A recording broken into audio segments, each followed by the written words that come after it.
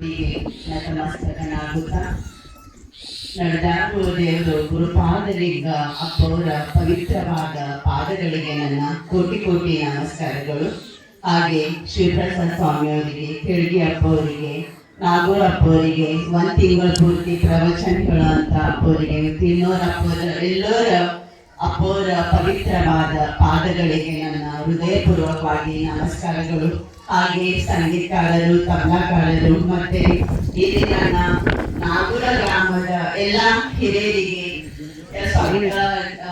ಜೀವನ್ಗಿ ಗ್ರಾಮದ ಎಲ್ಲ ಹಿರಿಯರಿಗೆ, ತಾಯಂದ್ರಿಗೆ, ಅಕ್ಕ ತಂಗಿಯರಿಗೆ, ಅಣ್ಣ ತಮ್ಮಂದಿರಿಗೆ, ತಮ್ಮ ಎಲ್ಲರ ಪಾದಗಳಿಗೆ ನಿಮ್ಮ ಮನೆಯ ಮಗಳದು ಹೃದಯಪೂರ್ವಕವಾಗಿ ನಮಸ್ಕಾರಗಳು.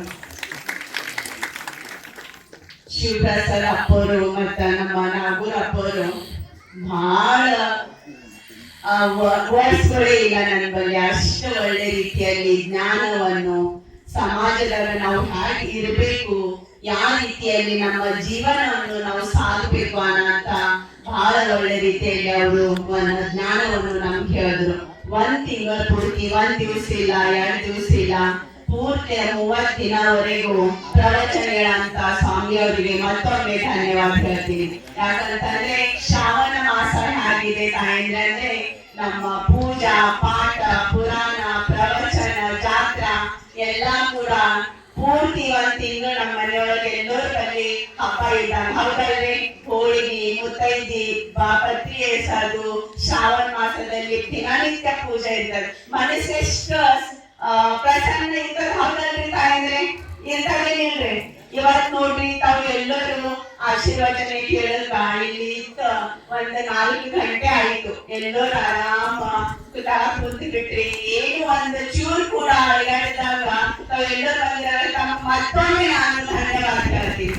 ಯಾಕಂದ್ರೆ ಎಲ್ಲಿ ಭಕ್ತರು ಇರ್ತಾರ, ಎಲ್ಲಿ ಪುರಾಣ ಪ್ರವಚನ ನಡೀತಾರ, ಅಲ್ಲಿ ಸಾಕ್ಷಾತ್ ಲಕ್ಷ್ಮಿ ಸ್ವರೂಪ, ಎಲ್ಲಿ ಶಿವ ಪಾರ್ವತಿದ ಆಶೀರ್ವಾದ ಇರ್ತದ, ಅಲ್ಲಿ ಮಾತ್ರ ಎಲ್ಲ ಅಲ್ಲಿ ಮುತ್ತೈದೆ ತಾಯಂದ್ರೆ ಕಾಣಿಸ್ತಾರ ಅಂತ ನಾ ಈ ಸಂದರ್ಭದಲ್ಲಿ ಹೇಳ್ತೀನಿ ತಾಯಂದ್ರೆ. ಯಾಕಂತಂದ್ರ ಇವತ್ತ ಇಷ್ಟ ಟೈಮ್ ಆದ್ರೂ ಕೂಡ ಬಹಳಷ್ಟು ಹಿರಿಯರ ಅದಾರ, ತಾಯಂದ್ರ ಅದಾರ. ತಾವು ಎಲ್ಲರೂ ಬಂದು ಶಾಂತ ರೀತಿಯಲ್ಲಿ ಒಂದು ಆಶೀರ್ವಚನೆ ಕೇಳ್ತಾ ಇದ್ದೀರಿ.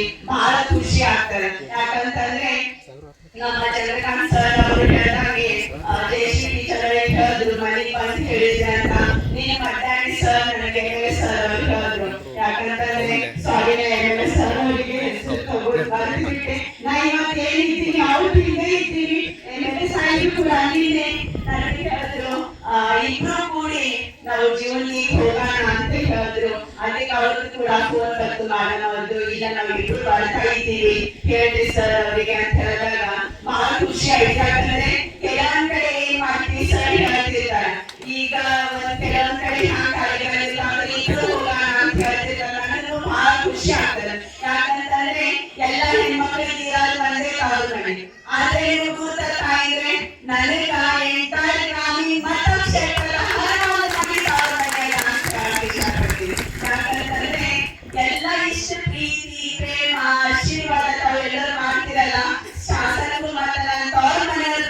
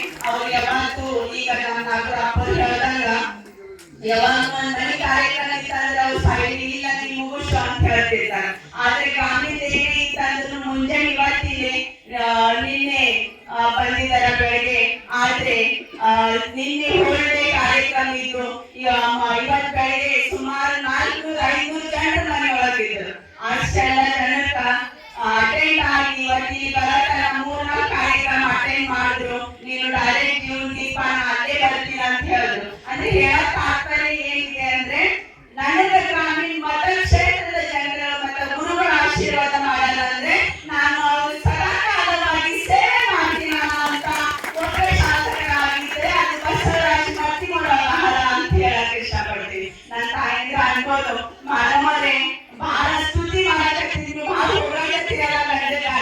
ಆದ್ರೆ ನಿಜವಾಗ್ಲೂ ಅವ್ರ ಸ್ವಭಾವನೆ ಹಾಗೆ ಇದೆ. ಏನೇ ಇದ್ರು ಫಸ್ಟ್ ನನ್ನ ಗ್ರಾಮೀಣ ಜನರು, ನನ್ನ ಗ್ರಾಮೀಣ ಮಠಾಧೀಶರು ನನ್ನ ಪಾಲಿಗೆ ದೇವರಾದಾರ ಅಂತ ಹೇಳ್ತಾರ. ನನಗ್ ಕೂಡ ಹೇಳ್ತಿರ್ತಾರ.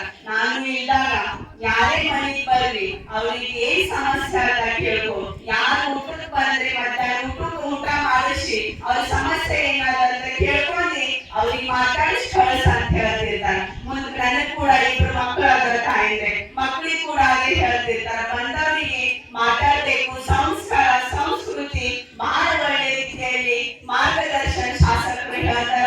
ಆಮೇಲೆ ಇಂಥ ಕಾರ್ಯಕ್ರಮಗಳನ್ನು ಆಗ್ತಿರ್ಬೇಕು. ಯಾಕಂದ್ರೆ ನಮ್ಮ ಭಾರತ ದೇಶದ ಸಂಸ್ಕೃತಿನೇ ಅಷ್ಟೇ ಭವ್ಯವಾಗಿದೆ. ಯಾಕಂತಂದ್ರೆ ಎಲ್ಲಿ ಮಠಾಧೀಶರು ಇರ್ತಾರ, ಎಲ್ಲಿ ಪುರಾಣ ಇರ್ತಾರ, ಎಲ್ಲಿ ಆಶೀರ್ವಚನ ಇರ್ತಾರ, ಅಲ್ಲಿ ಸಾಕ್ಷಾತ್ ನಮಗ ಜ್ಞಾನ ಮತ್ತು ದೇವ ಸ್ವರೂಪದಲ್ಲಿ ಮಠಾಧೀಶರ ಆಶೀರ್ವಾದ ಕೊಡ್ತಾರ ಅಂತ ಹೇಳಕ್ ಇಷ್ಟಪಡ್ತೀನಿ. ಯಾಕಂದ್ರೆ ಶಿವಪ್ರಸಾದ್ ಸ್ವಾಮಿಯವ್ರು ನಾನು ಫಸ್ಟ್ ಟೈಮ್ ಅವ್ರಿಗೆ ನೋಡಿದೆ. ಎಷ್ಟು ಸಣ್ಣವರದಾರ, ಬಟ್ ಅವರು ನಮ್ಮ ಹೇಳ್ದಾಗ ಅವ್ರದ್ದು ಅದು ಜ್ಞಾನ ಆಶೀರ್ವಾದ ಎಷ್ಟು ಅದ್ಭುತವಾಗಿ ಅವರು ನಮ್ಮ ಬಸವಣ್ಣ ಅವ್ರ ಬಗ್ಗೆ ಹೇಳಿದ್ರು.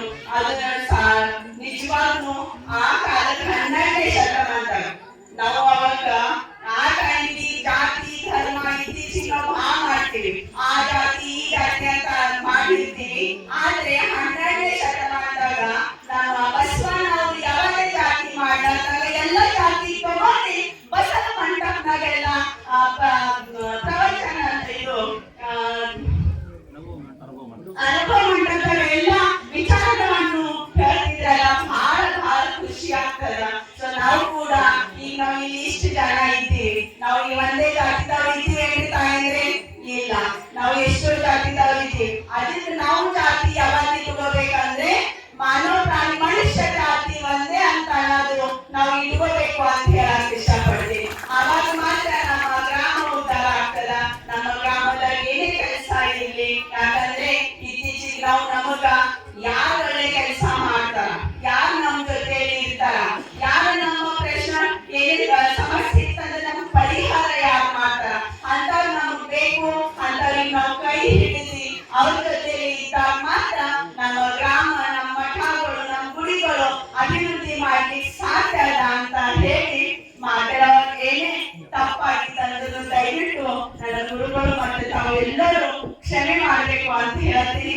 ಯಾಕಂದ್ರೆ ನಾನು ಹುಟ್ಟಿ ಬೆಳೆದು ಮಹಾರಾಷ್ಟ್ರದಲ್ಲಿ, ಕನ್ನಡ ಇನ್ನೂ ಬರಲ್ಲ, ಬಟ್ ಪ್ರಯತ್ನ ಮಾಡ್ತಿರ್ತೀನಿ. ಸೊ ಮಾತಾಡೋವಾಗ ಏನೇ ತಪ್ಪಾಗಿತ್ತಂದ್ರೂ ದಯವಿಟ್ಟು ನಿಮ್ಮ ಮಗಳು ನಿಮ್ಮ ಅಕ್ಕ ನಿಮ್ಮ ತಂಗಿ ಅಂತ ತಿಳ್ಕೊಂಡು ನನ್ನ ಕ್ಷಮೆ ಮಾಡ್ರಿ. ಯಾರು ಮಾತು ಮುಗಿಸ್ತೀನಿ. ಎಲ್ಲರಿಗೆ ನಮಸ್ಕಾರ.